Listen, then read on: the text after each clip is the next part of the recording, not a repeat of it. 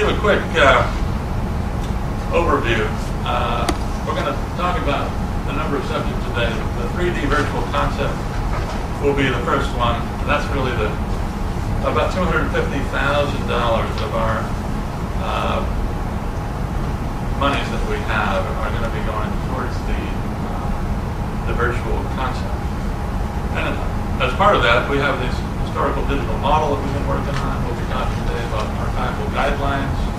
Then we'll break up and go into sessions focused on the Netherlands, New Amsterdam, and the Dutch House, and then follow up with thematic summaries. Again, the thematic summaries, we're sort of looking to have the participants that we've included to come to up here, spend 5 minutes sort of into the session, telling us what they think we should be doing with regard to their thematic aspects of the project. And hopefully, as we talk and go through this, you'll understand a little bit better what I'm really trying to convey here. The website wants and needs. Again, this is pretty much a takeoff on the Netherlands Institute's initial goals in terms of working with the History Center. We want to place the documentary evidence in the hands of non-Dutch speaking or reading American scholars, students, residents, and tourists. Again, that's a statement. I don't know whether we want to necessarily reach out to scholars in this area because most of them know a lot, but again, we need to find that out today. That's again looking at the audience. What is it this new virtual concept is going to be targeted towards?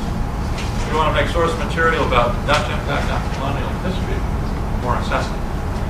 It's pretty accessible on the NNI website, but we want to make it, we can sort of take off from what they've already done. They have a wonderful sort of overview of New Netherlands, and this particular project would fit sort of underneath that, I believe. And if the goal is to get this sort of a web-based presentation, ultimately will go out on the World Wide Web. But the key to all of that is, and the reason I've invited a group like this is that we can't make any mistakes in terms of the information that's being presented to the public. We've organized ourselves in such a way, and I'll talk about this a little bit more, but I think it's, in order for something like a new project to be successful in a city like New York, where we've been looking at these histories of the Netherlands and New Amsterdam for at least, a century, has been lots of stuff written. We have to sort of make sure that when we come out with something, that it's gone through some sort of a review process, and I'm going to have a standards committee put together that will review what it is that's going to go on the web before it goes out there, just to make sure. Again, I'm not a scholar in the sense that many of you are. I wanted to be a scholar, but no one would hire me. I had to go off and do something else. But I've always sort of started out looking at land issues as sort of my underlying academic background, urban planning, land economics. I've tried to sort of, over time, I got kind of turned on to Henry George very early, the progress and poverty concept, and throughout my career I've sort of been interested in what he had to say. And I was particularly, very early on, found out about the land value tax and land taxes in New Hampshire. That's always been sort of a core focus for me.